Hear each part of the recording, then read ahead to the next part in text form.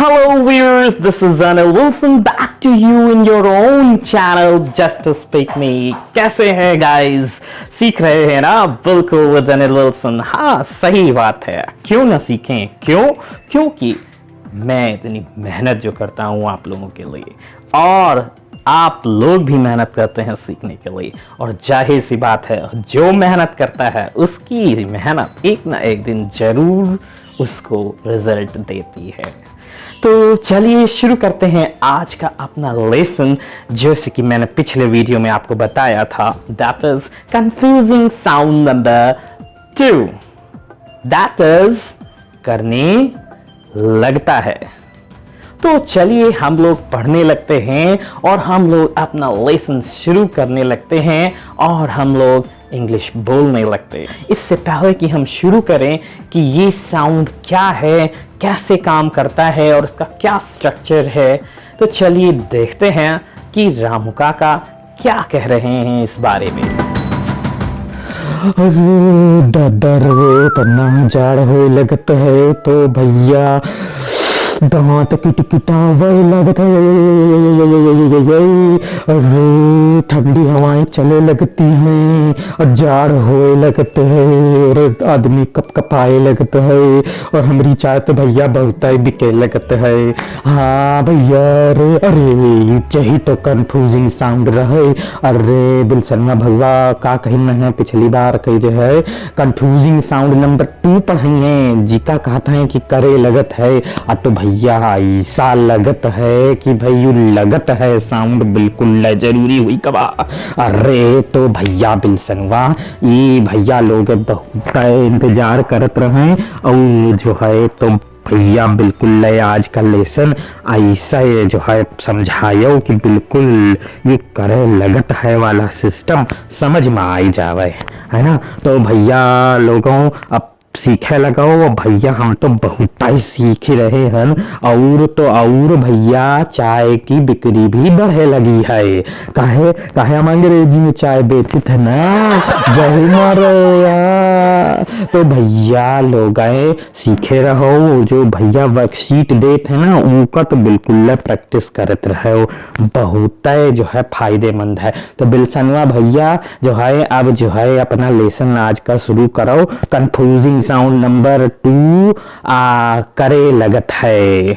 हाँ तो भैया तब तक के तुम लोग पढ़ो, हम जो है अपन काम करी थे, शाम का हम सीख ले भाई। हाँ चलो भाई।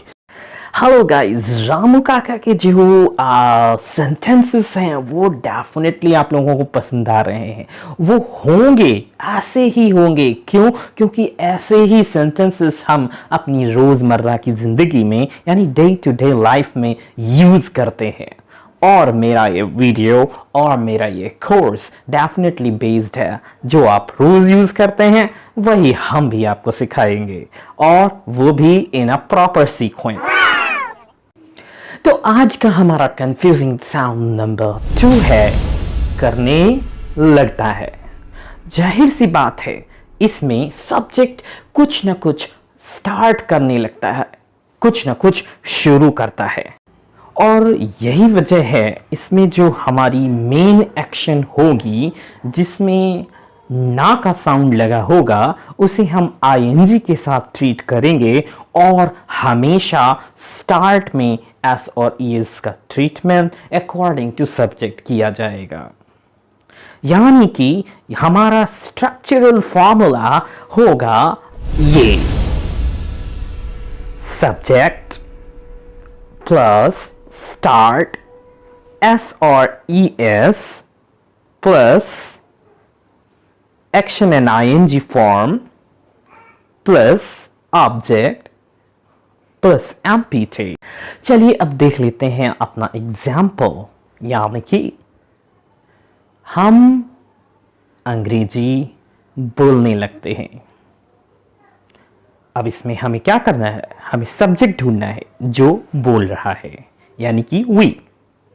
अब हमें यह ख्याल रखना है जिसमें ना का साउंड लगा है उसे हम आईएनजी से ट्रीट करना है, और इस आईएनजी फॉर्म को ट्रीट करना है स्टार्ट के साथ, और स्टार्ट में लगेगा एस और es according to the subject, यानी कि सब्जेक्ट अगर सिंगुलर है तो एस और ईएस लगेगा, और अगर सब्जेक्ट हमारा प्लूरल है तो एस और ईएस नहीं लगेगा। और यहां पर हमारा सब्जेक्ट प्लूरल है यानी कि वी, तो वी के साथ हम एस और ईएस नहीं लगाएंगे, यानी कि वी स्टार्ट स्पीकिंग इंग्लिश।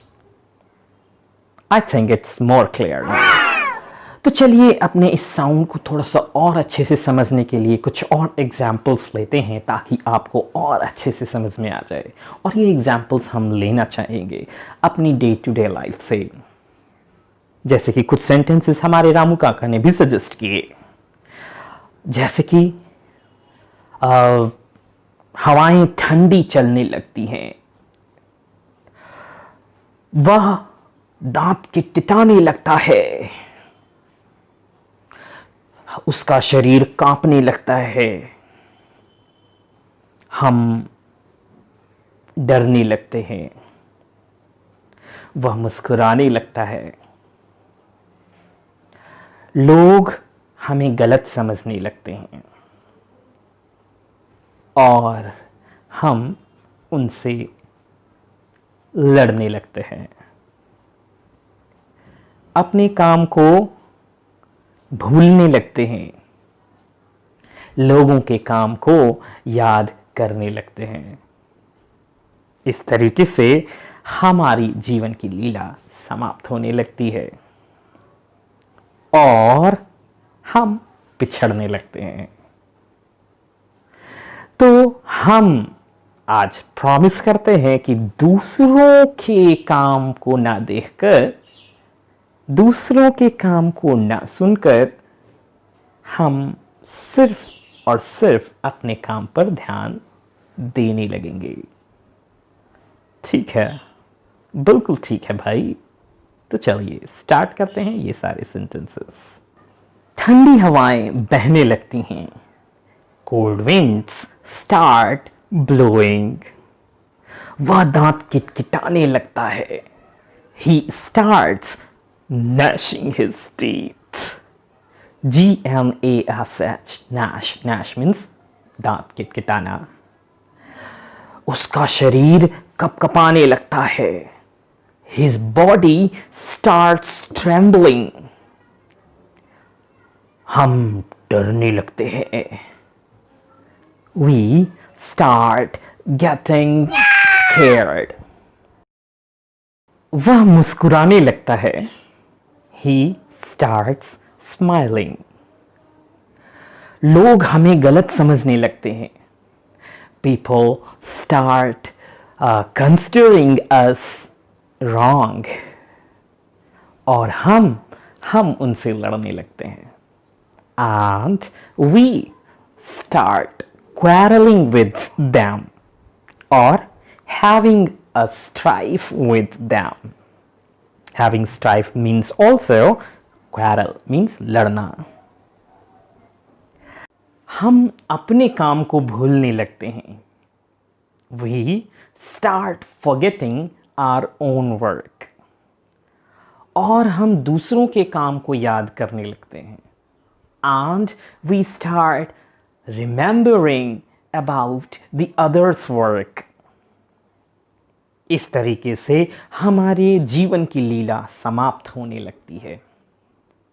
इस तरीके से यानी कि इन दिस वे, या फिर हम यूज कर सकते हैं word thus our life show starts ending. और इस तरीके से हम पिछड़ने लगते हैं अपने करियर में, अपने एम्स में, अपनी टारगेट्स में। And thus we start lagging back in our career, in our aims and in our targets. तो चलिए देखते हैं अपना negative structure of this confusing sound number 2 करने लगता है।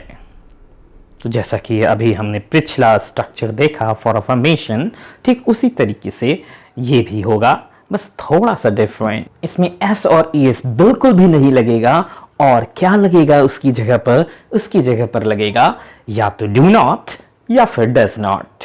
according to the subject singularity and plurality. तो चलिए देखते हैं अपना नेगेटिव स्ट्रक्चर। ये रहा आपकी स्क्रीन पर।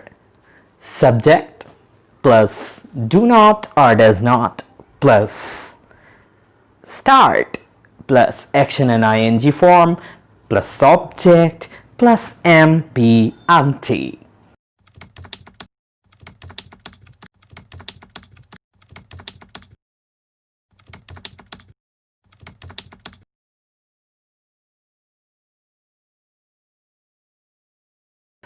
और अब समय आ गया है उस एरर को समझने का जो अक्सर करके लोग इस साउंड सिस्टम को यूज करने में करते ही हैं। यानी कि वो क्या करते हैं, चलिए देखते हैं। अक्सर करके लोग जब भी इस साउंड सिस्टम को यूज करते हैं, यानी कि स्टार्ट वर्किंग, स्टार्ट प्लेइंग, तो वो क्या करते हैं, इसे इन्फिनिटिव के साथ यूज करते हैं। इन्फिनिटिव का मतलब टू के साथ यूज करते हैं इसे, जो कि बिल्कुल भी गलत है। क्यों? क्योंकि स्टार्ट एंड स्टॉप ये कुछ ऐसे वर्ब्स हैं जिसके बाद हमें आईएनजी फॉर्म का यूज करना जरूरी हो जाता है।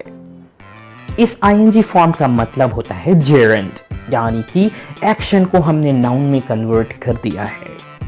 तो मैं इस जेरेंट के बारे में भी बात करूंगा और बहुत ही डिटेल में बात करूंगा, मगर तब तक के लिए आप ये साउंड सिस्टम्स की प्रैक्टिस करते रहिए और हमारे चैनल को सब्सक्राइब करना मत भूलिएगा और बेल आइकॉन को तो बिल्कुल भी प्रेस करना मत भूलिएगा। Why?